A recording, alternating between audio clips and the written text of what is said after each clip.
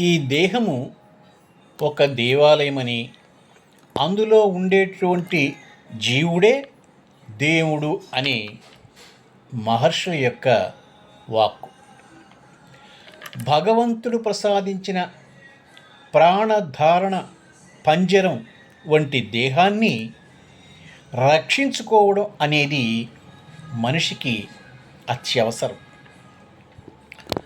ప్రాణము అనే చిలుక దేహము అనే పంజరంలో సురక్షితంగా ఉంటుంది.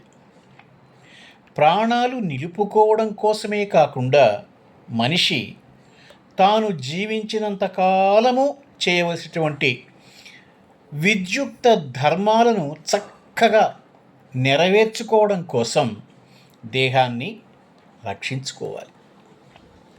బ్రహ్మ సృష్టిలో మానవ శరీర నిర్మాణం ఎన్నో అద్భుతాలకు నెలవు, త్యాగాలకు కొలువు, పరోపకారాలకు సాధనం, పుణ్యాలకు మూలధనం. శరీరమే లేకుంటే ప్రాణం కూడా ఉండదు. ప్రాణులకు దేవుడు ఇచ్చేటువంటి ఇల్లు ఈ దేహం. మనిషి తన దేహానికి హాని కలగనటువంటి రీతిలో ధర్మ కార్యాలను చేస్తూ ఉండాలి. శరీరానికి హాని కలిగితే మంచి పనులన్నీ కూడా ఆగిపోతాయి. కాబట్టి ఎన్ని ప్రయత్నాలు చేసైనా సరే ఈ శరీరాన్ని రక్షించుకోవాలా అని పెద్దల మాట. కాళిదాస మహాకవి కుమార సంభవ కావ్యంలో కూడా ఇదే విషయాన్ని చెప్పాడు. పార్వతీదేవి హిమాలయ పర్వతం మీద పరమేశ్వరుని కోసం తపస్సు ప్రారంభించింది. ఉపవాసాలతోటి, కఠోర దీక్షలతోటి తపస్సు చేస్తూ తన శరీరాన్ని కష్టపెట్టింది బాగా. ఆ కారణంతో ఆమె చిక్కి శల్యమైపోయింది. అటువంటి స్థితిలో ఆమెను పరీక్షించడానికి శివుడు ఒక కపట బ్రహ్మచారి రూపంలో వచ్చాడు. ఆ పార్వతి యొక్క దీనస్థితిని చూశాడు, చలించిపోయినాడు. పార్వతి, మనిషికి దేహమే కదా ప్రధానం.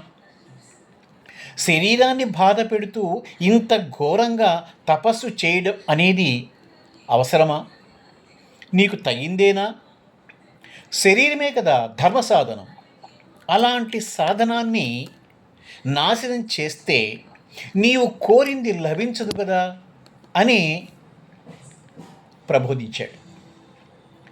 శివుని మాటల్లో ధర్మ సాధన కోసం దేహాన్ని రక్షించుకోవాల్సినటువంటి కర్తవ్యం అనేది స్పష్టంగా తెలుస్తోంది.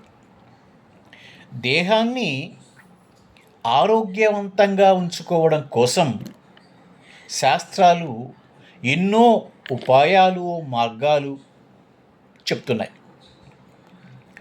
తగిన వ్యాయామం, యోగ సాధన, ప్రాణాయామం, మంచి ఆహార సేవనం, మంచి కర్మల ఆచరణం, మంచి నిద్ర, ఇలా ఎన్నెన్నో మానవ శరీర రక్షణకు పూర్వీకులు ఉపదేశించినటువంటి పద్ధతులు కూడా ఉన్నాయి. కానీ మనిషి తన అధీనంలోనే ఉండేటువంటి ఈ ఉపాయాలను ఏవి కూడా పట్టించుకోవడంలే. నాగరికత పేరుతోటి విషపూరితమైన ఆహారాలను, పానీయాలను సేవిస్తున్నాడు. అపరిశుభ్రమైన పదార్థాలను భుజిస్తున్నాడు. కాలాతీత నిద్రలతోటి, మేల్కొలుపులతోటి శరీరాన్ని తనే రోగాల వైపు తీసుకెళ్తున్నాడు. ఆయా కాలాలలో ఏది సరైన ఆహారమో దాన్ని సేవించకుండా విరుద్ధమైన కాలాల్లో విరుద్ధమైనటువంటి పదార్థాలను తింటూ అనారోగ్యాల పాలవుతున్నాడు. మనిషికి అపారంగా ధన సంపాదన ఉండొచ్చు, ఐశ్వర్యాలు మూలుగుతూ ఉండొచ్చు, వాటితో పాటు ఆరోగ్యం, మనశ్శాంతి ఉండాలి. అప్పుడే మనిషి సంపూర్ణ భాగ్యవంతుడవుతాడు. పాడు పనులు చేస్తూ పైకి అందంగా ఉన్నంత మాత్రాన మనిషి ఆరోగ్యవంతుడు కాలేడు. చెడు పనులు చేసేటటువంటి సమయంలో మనసు మనిషిని హెచ్చరిస్తుంది. అది సరైంది కాదు అని సూచిస్తుంది. ఆ మాటను ఆచరణలో పెట్టాలి ఆ మనిషి. యుక్తాయుక్త విచక్షణతో పనులు చెయ్యాలి. ఏ పని చేస్తే ఇతరులకు కష్టము, నష్టము కలుగుతుందో అలాంటి పనులు చేయకూడదు. పెద్దలు ఏ పని చేసినా సరే త్రికరణ శుద్ధిగా చేయాలి అని చెప్తుంటారు. ఈ త్రికరణలలో శరీరం కూడా ఒకటి.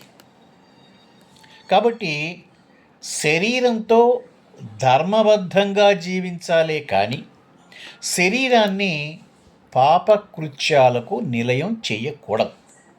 అప్పుడే మనిషి ఏ మలినాలు అంటకుండా నిర్మలంగా ఉంటాడు. సర్వం శ్రీకృష్ణార్పణమస్తు.